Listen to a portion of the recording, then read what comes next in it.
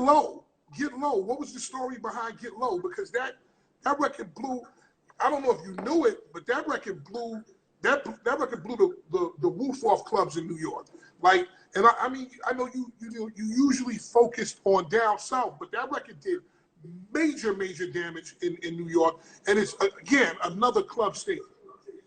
Yeah, I mean, New York supported me. Like, I was lucky that New York gave me love, like, almost from the beginning. When we did Be a Beer, I was smart enough to say, okay, Big Cap is on a lot of these fucking hype records for the club. Big Cap is Funkmaster Flex's right-hand man.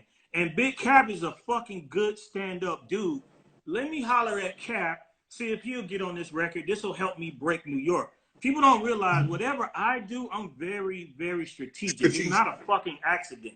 Everything is strategic. So it's strategic getting with him and putting him on Be a Beer. And once that came out, you know, Funkmaster Flex dropping bombs on my shit, I knew I had made it. Like, if you're in the music industry in the 90s, 2000s, and Funkmaster Flex drops a bomb on your fucking song, you're fucking out of here.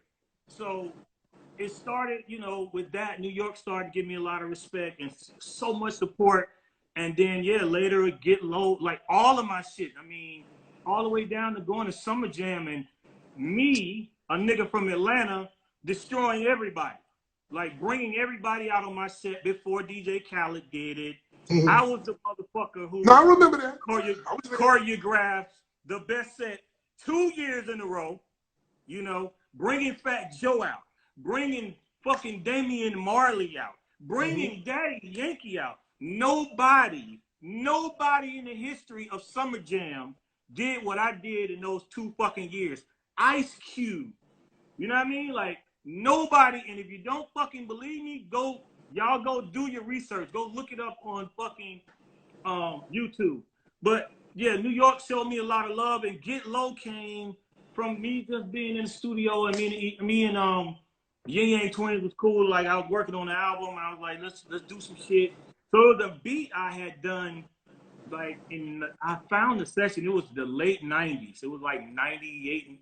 Well, whenever Party Up came out, I went to the studio. I wanted to make a beat like Party Up, and what came out was the Get Low beat. So if it wasn't for Swiss making Party Up, we wouldn't have Get Low. So I did the beat around then. I laid some shit to it was whack, and then maybe a year later, I revisited that beat when I went in the studio with Yin Yang Twins. So we pulled it up, and so D-Rock gets to the studio first, and he has some shit. He's like, to the window, to the wall. I was like, ooh, that shit is fucking crazy, bro. Lay that shit down. So I laid it down, and then Kane comes in later, and he tells me his part, and I'm like, okay, we're going to make that part. He's the 369. I was like, we're going to put this first, then we're going to do the window to the wall part separately. So then I put it all together, and then they laid their parts, and then motherfucking, we went to Miami, me and the East Side Boys, and we ended up laying our shit in Miami later and put it on the album. And, you know, that was like the second or third single off the album. That wasn't the first single. That was Put Your Hood Up album. So the single might have been Put Your Hood Up first. And then, yeah, Get Low came later and was just a rocket ship. That shit lasted like 2 years. Like, it did not cool off. And it's still amazing that the song is still going, still in the club, still getting people hyped, transcending generations. Like, people's mom used to dance to it, and now they kids are dancing to it in the club. It's crazy.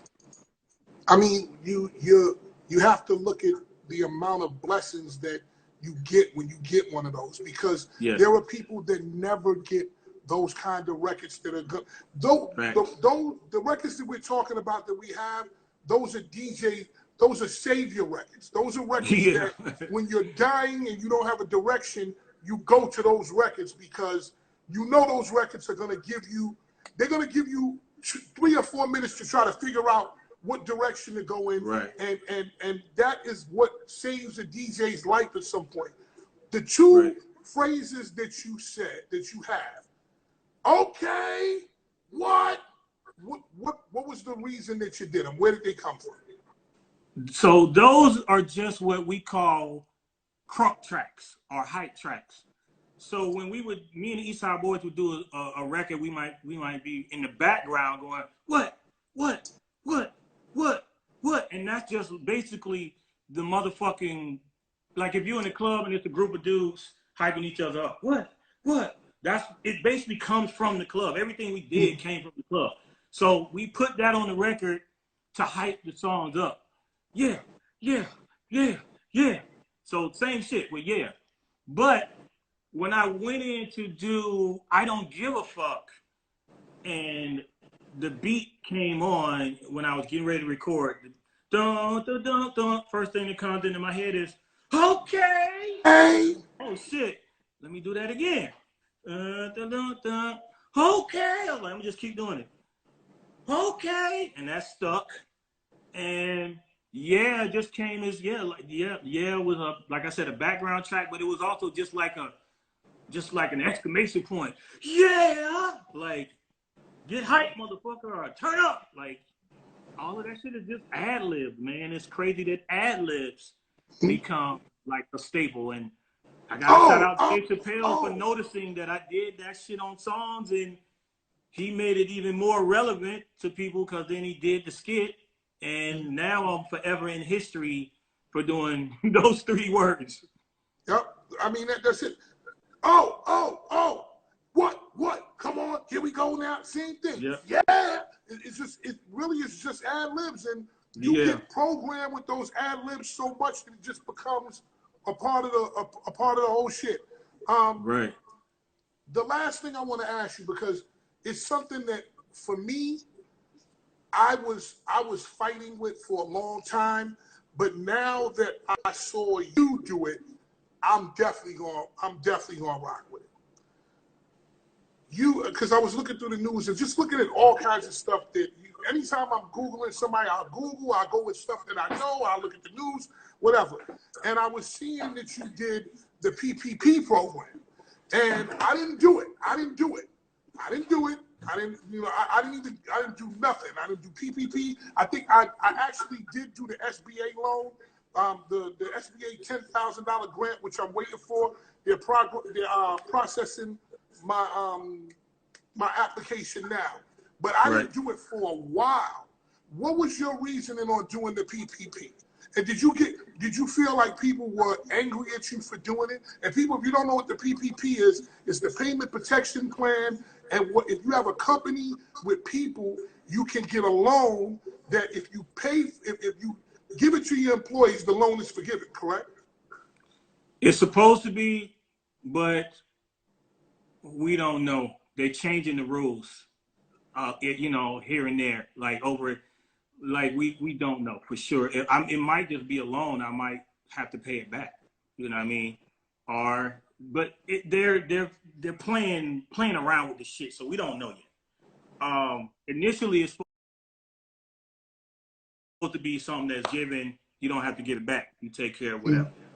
So I did it because, I mean, I know people personally that had to lay off all their employees. I know myself, Vegas cut all of their club DJs, waitresses, everything. Everybody. Done. I was worried that I might have to, tell some of my employees, yo, I can't pay you this month. You know what I mean? Because people they think, oh, you're rich.